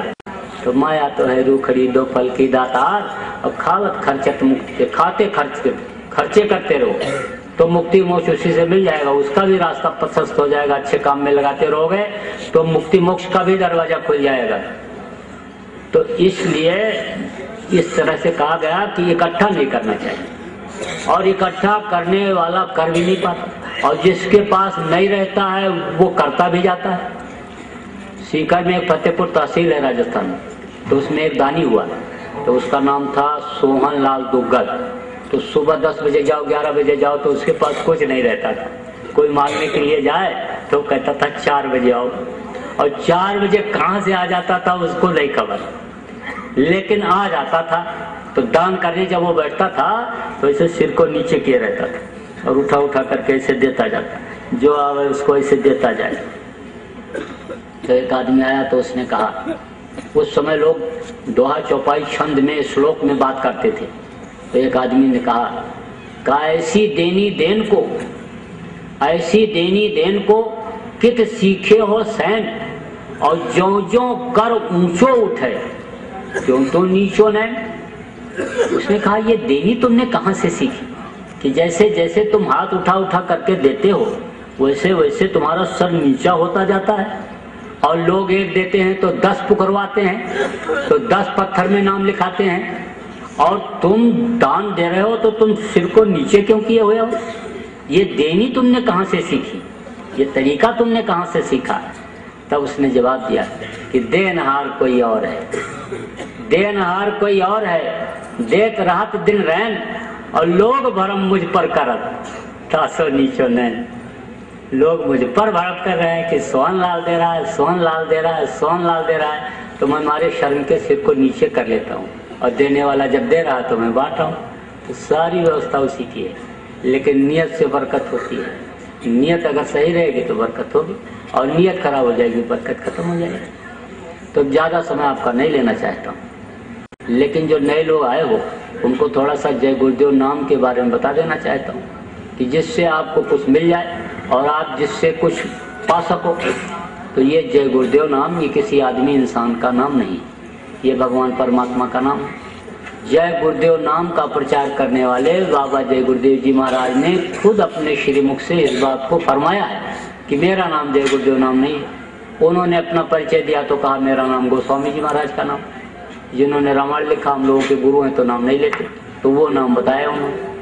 और 109 वर्ष की अपनी उम्र बताते और कहते मेरा अपना कोई बच्चा नहीं, लेकिन तुमको मैं आध्यात्मिक दृष्टिकोण से अपना बच्चा मानता हूँ और तुम्हारे लिए ही मैं 109 वर्ष की उम्र में इतनी मेहनत भी कर रहा हूँ। तो जब वो अपना परिचय देते हैं तो इस तरह से बताते हैं मथुरा में आश्रम है और पूरे हिंदुस्तान में जय गुरुदेव नाम प्रभु का है, उसका मैं प्रचार करता हूँ।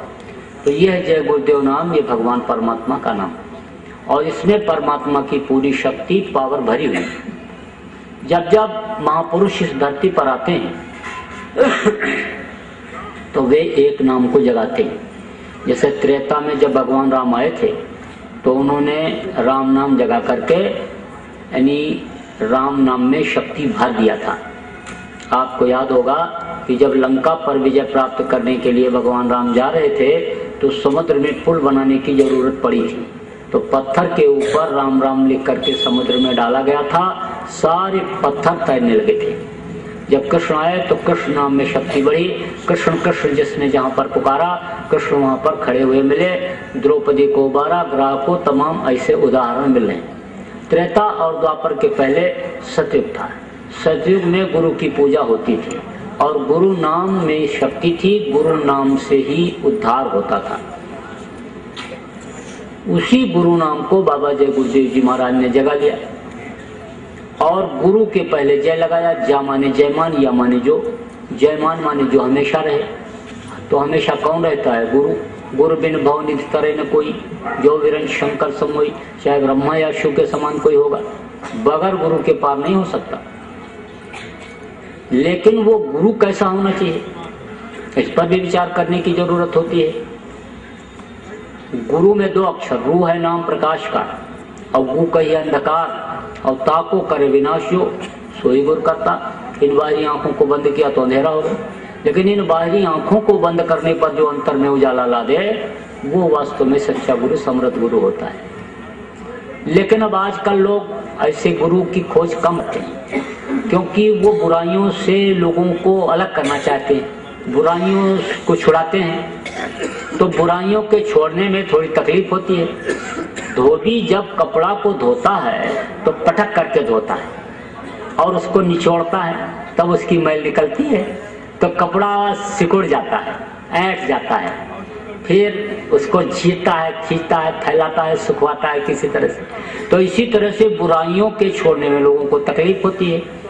अब उनको ये नहीं मालूम है कि पैर में बच्चे के फोड़ा अगर हो गया तो फोड़े को अगर काट करके उसमें दवा नहीं भरवाएंगे तो नासुर बन जाएगा, लेकिन फोड़े का जब ऑपरेशन होगा तो बच्चा रोएगा, चिल्लाएगा, पैर तो पकड़ना ही पड़ेगा।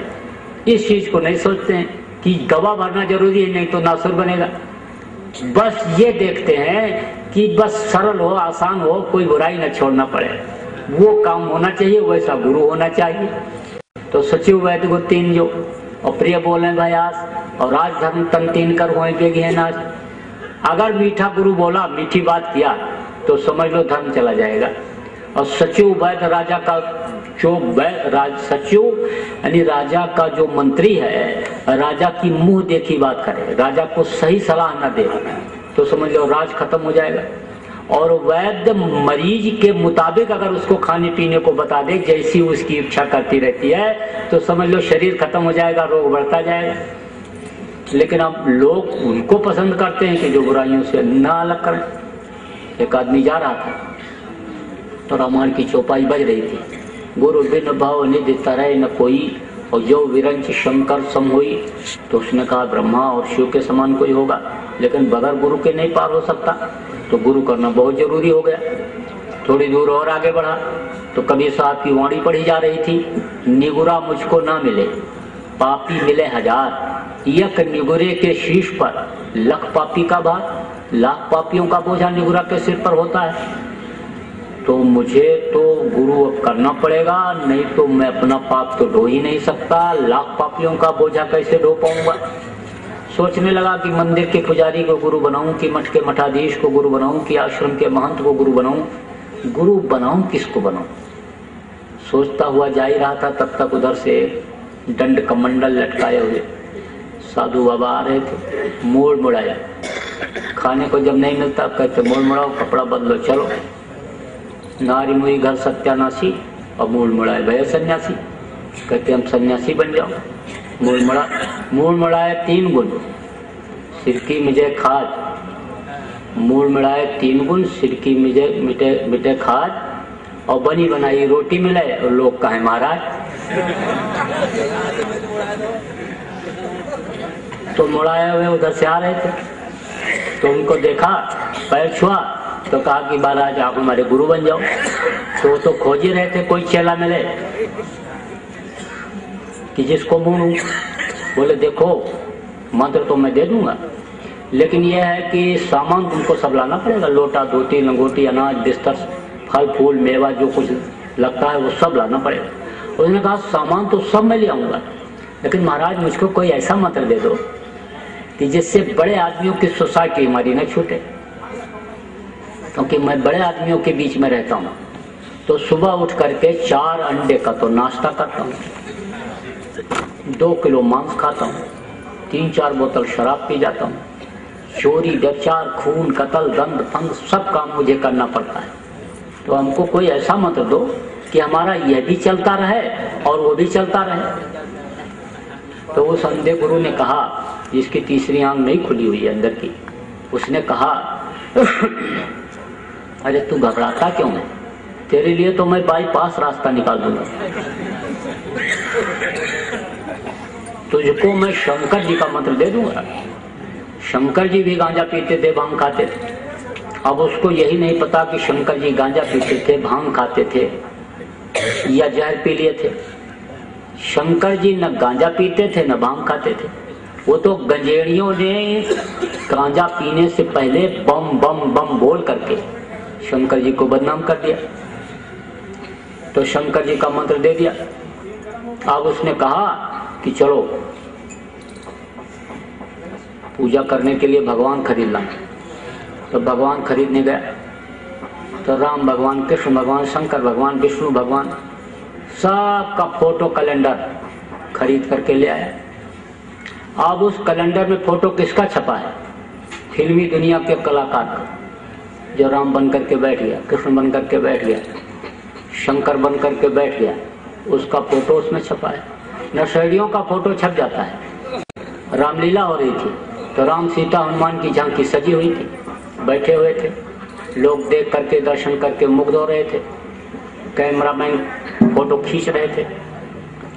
समय पूरा हो गया, पर्दा गिर गया, राम सीता हनुमान स्टेज पर पीछे गए बैठ गए। दूसरे दृश्य की सजावट हो गई। तो दूसरा दृश्य जब दिखाया जाने को हुआ तो मैनेजर ने पर्दा खींचने वाले से कहा पर्दा खींच, तो उसने गलती से 2 पर्दा एक साथ खींच दिया। तो पब्लिक आगे का भी दृश्य देख रही है और पीछे राम सीता हनुमान जो बैठे हैं वो भी दिखाई पड़ रहे हैं। तो क्या देखा लोगों ने कि रामचंद्र जी बैठे खैनी तंबाकू मल रहे हैं और सीता जी बैठी बीड़ी पी रही है। तो ऐसे ही लोगों का फोटो खिंच गया और कैलेंडर छप गया। अब वो उन्हीं के पैर पर मत्था पटक रहा है। फिर सुबह सोचा कि अब पूजा करने मंदिर में नहीं जाएंगे तो लोग कहेंगे नास्तिक का नास्तिक रह गए। तो सुबह थाली में फूल पत्ते रख लिया और रख करके पहुंच गया वहां मंदिर के दरवाजे पर। जब मंदिर के दरवाजे पर पहुंचा तो बोला मैंने बड़ी गलती किया, जो मैं ये नया वाला जूता पहन करके आ गया। मंदिर के दरवाजे से जूते अक्सर गायब हो जाते हैं और मेरा जूता अगर चला गया तो 1200 रुपया चला जाएगा। तो उसका मन कहाँ लग गया? जूता में। तो फूल चढ़ाया तो घूम के जूता देख लिया, अच्छा चढ़ाया तो जूता देख लिया, प्रसाद चढ़ाया तो जूता देख लिया, अगरबत्ती जलाया तो जूता देख लिया। जब आरती करके थाली जमीन में रख दिया और स्तुति करने के लिए खड़ा हुआ तो कहता है तमेव माता च पिता तमेव। तब तक मन लग गया जूते में। तो जूते को देख कर कहता है तमेव बंधु च सखा तमेव। अब फिर घूमा मूर्ति की तरफ तो कहता है तमेव विद्या च दग्रम तमेव। तब तक फिर लग गया जूते में मन तो कहता है तमेव सर्वम मम देव देवा। जूते को देख के तमेव सर्वम मम देव देवा। तो कहा गया बड़े बड़े पंडित जोर लगाया और नहीं भूत मन वश में आया। लाख करो तदबीर प्यारे गुरु बिना, है सोना मनुष्य शरीर प्यारे गुरु बिना। तो समर्थ गुरु जब तक नहीं मिलते हैं तब तक ये मन रुकता नहीं और तब तक ज्ञान नहीं होता है, तब तक बुद्धि नहीं जगती है, तब तक सही रास्ता नहीं मिलता है। तो गुरु तो हमेशा रहे, सच्चे गुरु भी रहे हमेशा। जब इस धरती से जीवों का जाना ऊपर बंद हो जाता है तब जोगजीत भेजे जाते हैं। 16 सुतों में जोगजीत हैं, उनको भेजा जाता है। तो वो यहाँ सुते संत के रूप में आते हैं तो फिर समझा करके बता करके रास्ता दिखा करके जीवों को ले जाते हैं। कलयुग के प्रथम संत कबीर साहब थे। तो कबीर साहब की पहले खुल गई थी आँख, लेकिन वो एक दिन गए रामानंद जी महाराज के पास। तो रामानंद जी महाराज का जो आश्रम था वहां पर सवर्ण लोग ही जाते थे और इनको चुलाहा कहते थे लोग, मलक्ष कहते थे कबीर साहब। तो इनको जाने नहीं देते थे, कहते थे कि अपवित्र हो जाएगा, स्थान यहाँ नहीं आने पाते थे ये। लेकिन जब ये एक दिन गए तो दूर खड़े थे दरवाजे पर और रामानंद जी महाराज अपना माला खोज रहे थे सोने की। काफी देर से परेशान थे तो कबीर साहब वहीं से बोले, अरे गुरुजी आपका माला वहां रखा है, आप बहुत देर से परेशान हो, ले लो। तो उन्होंने देखा माला वहीं रखा जहां कबीर बोले थे।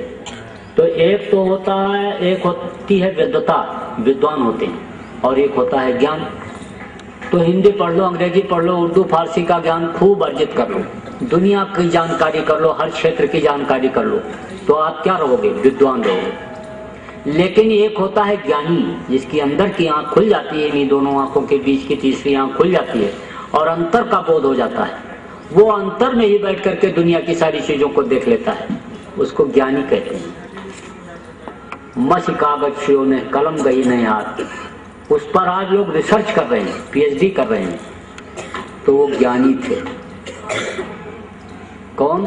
कबीर साहब। और ये रामानंद जी विद्वान थे। तो उन्होंने किताब में ये पढ़ा था कि तीसरी आंख अगर किसी की खुल जाए तो वो कहीं भी बैठ करके हर चीज को देख सकता है। तो उनको ये विश्वास हो गया कि कबीर की तीसरी आंख खुली हुई है, तभी तो माला को वहां से देख लिया। सामने भी नहीं है, बहुत दूर है और वहीं से बता रहा है, तो उसकी आंख खुली हुई। तो उन्होंने कहा हम अब इसको अपना गुरु बनाएंगे। तो गए और कबीर को इसे चिपका लिया रामानंद जी ने और बोले बोलो किस लिए आए हो? तब कबीर ने कहा आपको गुरु बनाने के लिए। तो ऐसे तो ये बड़ी चिंता में हो गए कि मैं तो इनको बनाना चाहता था और ये मुझे गुरु बनाने के लिए कह रहे हैं। तब फिर उन्होंने कहा आखिर अब तुमको क्या जरूरत है गुरु बनाने की? तुम्हारी तो पहले से ही खुली हुई है, तीसरी आंख, थर्ड आई, आत्मचक्षु तुम्हारा पहले से ही खुला हुआ है, तो अब तुमको क्या जरूरत है गुरु बनाने की? तब उन्होंने कहा कि गुरु की मर्यादा रखने के लिए, गुरु का अस्तित्व न समाप्त हो जाए, गुरु का नाम न खत्म हो जाए, इसलिए आपको गुरु बनाना चाहता हूं। तब भी रामानंद जी को संतोष नहीं हुआ। तो रामानंद जी ने कहा कि आखिर मेरा क्या होगा, जब तुम मेरे गुरु बन जाओगे तो मेरा क्या होगा। तब कबीर साहब ने कहा कि इस जन्म में आप मेरे गुरु रहोगे, अगले जन्म में आपको पार कर दूंगा। तो गुरु हमेशा रहे, इसलिए बाबा जी ने जय लगाया। और देव माने देने वाला। जो सच्चा गुरु समर्थ गुरु होता है वो देता ही है, लेता कुछ नहीं। लेता क्या है, जो कोई लेने को न तैयार हो।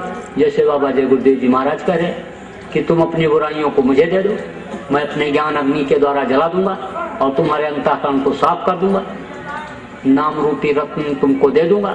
तीसरी आंख के ऊपर जड़ी लगाओगे, आंख खुल जाएगी, दिव्य दृष्टि खुल जाएगी। तो यह जय गुरुदेव नाम, ये मालिक परमात्मा भगवान का नाम। आपके मन में शंका हो जाए, परीक्षा ले लो। जंगल में आप जा रहे हो, डाकू आपको घेर लें, जंगल के जानवर घेर लें, बचने की कोई उम्मीद ना हो। 10 बार जय गुरुदेव बोलो, कोई न कोई बचाने वाला आ जाएगा। रास्ते में जा रहे हो, मधुमक्खियां छेदने लगे, पानी में नहाने के लिए गए हो, डूबने लग जाएं, तिनके का भी सहारा ना हो, आप 10 बार जय गुरुदेव बोलो, कोई न कोई बचाने वाला आ जाएगा। कोई आदमी बीमार है, दवा फायदा नहीं कर रही है, आप दवा को पिला चुके हो, 10 बार जय गुरुदेव बोल करके उसी दवा को फिर से पिला दो और बढ़ा के लटा दो। जब दवा आपने पिलाया 105 डिग्री बुखार चढ़ा हुआ था और 2 घंटे के बाद देखोगे कम हो जाएगा, उतर जाएगा। कोई जायज काम है आपका न बन रहा हो, बार बार दौड़ के जा रहे हो, आप 10 बार जय गुरुदेव बोल करके जाओ, 2 आना 4 आना से लेके 16 आना तक बनेगा। जैसा काम होगा उस हिसाब से आपका काम बनेगा। लेकिन एक चीज और बता दें, चोरी चकारी या गलत काम के लिए अगर जय गुरुदेव बोल करके गए तो उसी दिन पकड़े जाओगे, फिर नहीं बच सकते, मार पड़ेगी। देखो बच्चों, विद्यार्थियों, खूब मेहनत से पढ़ना। परीक्षा के समय में अगर कोई सवाल ना समझ में आवे तो उस समय जय गुरुदेव बोलना, आंख बंद करके अंदर में बोलना। जोर से बोलोगे लड़के हंसेंगे, अंदर में बोलना तो सवाल समझ में आने लगेगा, याद आने लगेगा। लेकिन पढ़ना जरूरी है, पढ़ोगे नहीं तो क्या याद आएगा, पढ़ना जरूरी है। कोई आदमी मर रहा हो, आखिरी सांस ले रहा हो, आप हर तरफ से निराश हो गए हो, पंडित मुल्ला पुजारी का दुआ बबूद करा चुके हूँ, वैद्य हकीम डॉक्टर का इलाज करा चुके हूँ, राम रहीम ईसा मूसा 33 करोड़ देवी देवता भैया भवानी सबको पुकार चुके हो, सोच लियो कि बचेगा नहीं तो मरने वाले के कान में 10 बार जय गुरुदेव बोल देना। जय गुरुदेव नाम प्रभु का नाम बोलो, जय गुरुदेव नाम प्रभु का नाम बोलो, जय गुरुदेव नाम प्रभु का नाम बोलो, तो मरने वाला आदमी आंख खोल देगा। अगर भूत प्रेत बाधा से या बीमारी से बेहोश हो गया होगा तो बच जाएगा। मान लो इस दुनिया संसार से उसके जाने का ही समय हो गया, क्योंकि जाना सबको पड़ता है। बल विक्रम वेणु दधीच गए और पार्थ गए जिन भारत खाना, गए दुर्योधन जंग जुरे जिन 64 कोस में 76 ताना, बल ऐसे बलवान गए ये करे कखरी रसकंध लुकाना, और धरा का प्रमाण यही स्वामी, फरा सुझरा और बरा सो बताना।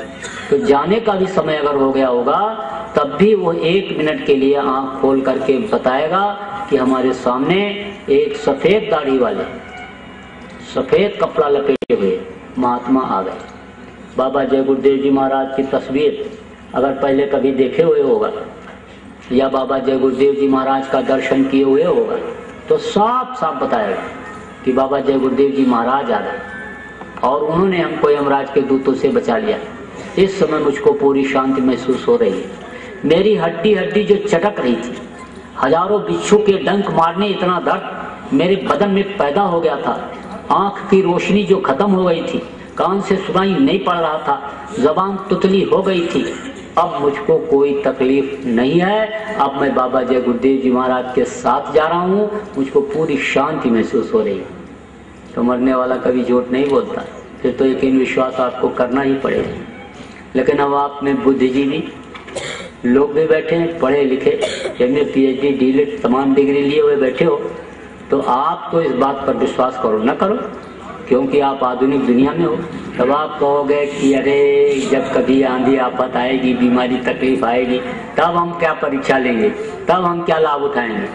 आप चाहो आज से लाभ उठाओ। रात को खाना खाने के बाद जब आप सोने के लिए बिस्तर पर जाना तो आंख बंद करके और अंतर में जय गुरुदेव आधा पौन घंटा बोलना, और सुबह जब उठो तो इसी तरह से बिस्तर पर बैठ जाओ। दिन में जहाँ मौका मिल जाए वहीं पर आप आंख बंद करके और जय गुरुदेव बोलो, देखो आपको कितना लाभ होता है। लेकिन शाकाहारी रहना और ऐसे नशे का सेवन मत करना कि जिससे बुद्धि खराब हो जाती है। आप शाकाहारी सदाचारी रह करके अगर जय गुरुदेव नाम का ही जाप कुछ दिन कर लोगे तो आपको बहुत लाभ दिखेगा। चौमुखी विकास जिसको कहते हैं, चारों तरफ से लाभ आपको दिखाई पड़ेगा। आप करके देख लो, और जैसे मौका मिले वैसे आप को जैसे खबर लगाए कि नामदान होने वाला है, आप पहुंच करके और नामदान ले लो, अपनी जीवात्मा का भी कल्याण कर लो। नहीं तो ये बेचारी फंस जाएगी, और फंस जाएगी तो फिर करोड़ों करोड़ों जन्मों तक के लिए ये चली जाएगी नर्क में 84, फिर तो बहुत मुश्किल हो जाएगा। इसलिए आप इस सब चीज़ों का जो बताया गया आप ध्यान रखना और इन पर आप लोग अमल करना। तो आपका ज़्यादा समय नहीं लेना चाहता हूँ। मेरे कहने सुनने में अगर कोई गलती हुई होगी तो आप छोटा समझ करके माफ़ करना। बोलो जय गुरुदेव, जय गुरुदेव, जय गुरुदेव, जय।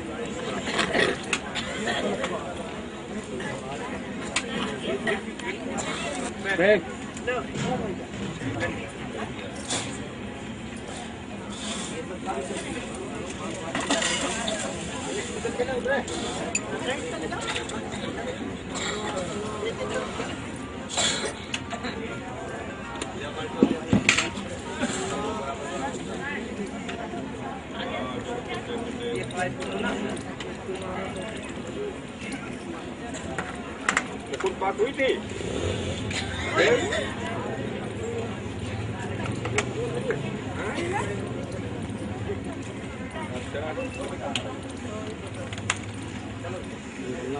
कुछ राम